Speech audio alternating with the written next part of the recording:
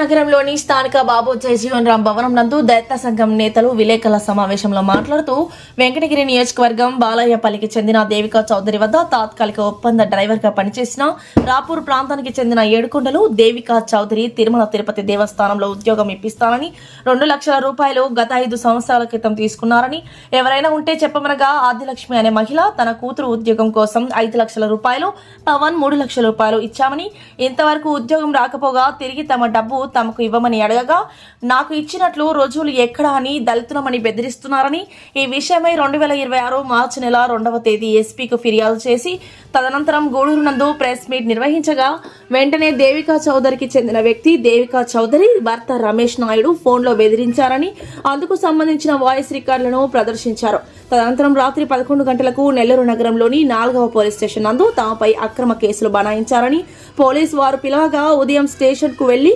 వివరాలు తెలియజేశామని పోలీసు వారు వాస్తవాలు తెలుసుకుంటామని తెలియజేశారని జిల్లా ఎస్పీ వెంటనే స్పందించినందుకు తమ కృతజ్ఞతలు తెలియజేశారు. ఈ విషయం మా దళిత సంఘాల నేతల ద్వారా సమస్యను ప్రభుత్వ దృష్టికి తీసుకువెళ్తామని న్యాయం జరగకపోతే జిల్లా వ్యాప్తంగా ఉద్యమం చేస్తామని హెచ్చరించారు. ఈ కార్యక్రమంలో పల్లాల శ్రీనివాసులు, కుడుమల సుబ్బారావు, జాలాది శ్రీనివాస, డేనియల్, కోటేశ్వరరావు, కార్తిక్, రియాజ్, శివరామయ్య, పెంచలయ్య దళిత సంఘాల నేతలు పాల్గొన్నారు.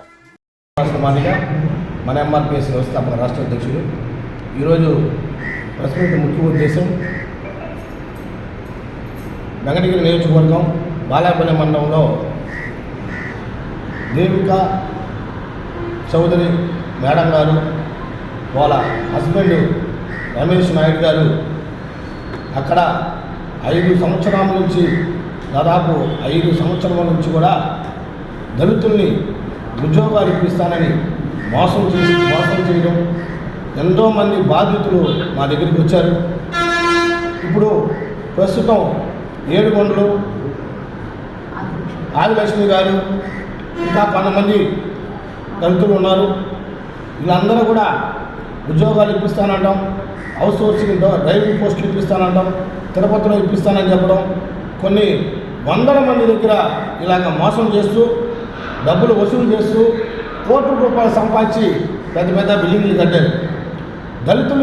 దళితులైతే ఏం చేయలేరని చెప్పేసి దళితుల్ని టార్గెట్ చేసుకుంటున్నారు మేడం గారు. బాబు అంటే రాజకీయ నాయకులు రాజకీయంగా మేడం గారు ఉంటారు, అందుకని చెప్పేసి రాజకీయ నాయకులు అండతో దళితులైతే ఏం చేయలేరు కదా, అందుకని చెప్పేసి వీళ్ళు 5 సంవత్సరాల నుంచి కూడా వాళ్ళ ఇళ్ళ చుట్టూ తిరుగుతుంటే వాళ్ళని భయభ్రాంతులు గురి చేయడం, గట్టిగా మాట్లాడితే మీ మీద కేసులు పెడతాను, మీ మీద నేను తప్పుడు కేసులు పెట్టి మిమ్మల్ని జైలుకి పంపిస్తాను, నాకు పలుకుబడి ఉంది అని చెప్పేసి బెదిరిస్తూ ఉంది.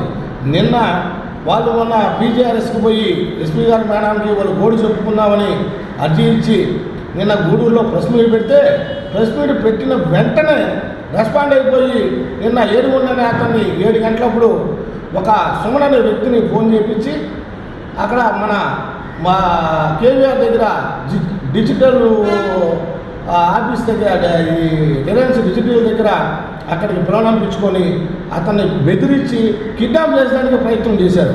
అంటే దళితులు మాట్లాడితే చంపేస్తారా? అదేనా న్యాయము?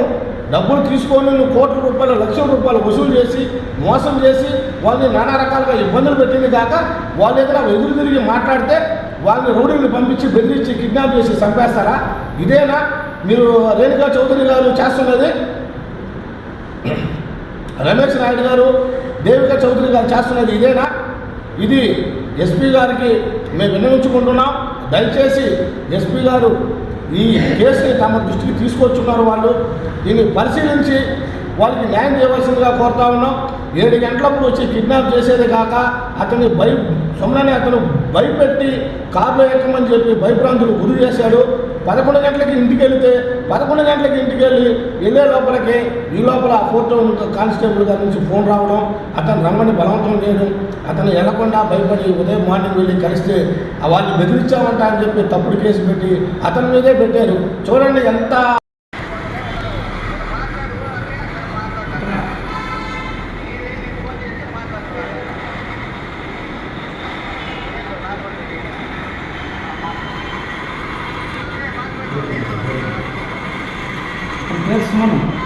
అతను మాట్లాడినా ఆ అబ్బాయి పెట్టాను. ఆ అబ్బాయి డ్రైవర్లో ఉన్నాడు. ఆ అబ్బాయికి ఫోన్ చేసి నాకు చేయకుండా ఆ అబ్బాయికి ఫోన్ చేసి మాట్లాడిన రికార్డింగ్ అండి ఇది. చూడండి ఏం మాట్లాడారు, మీరే చూడండి.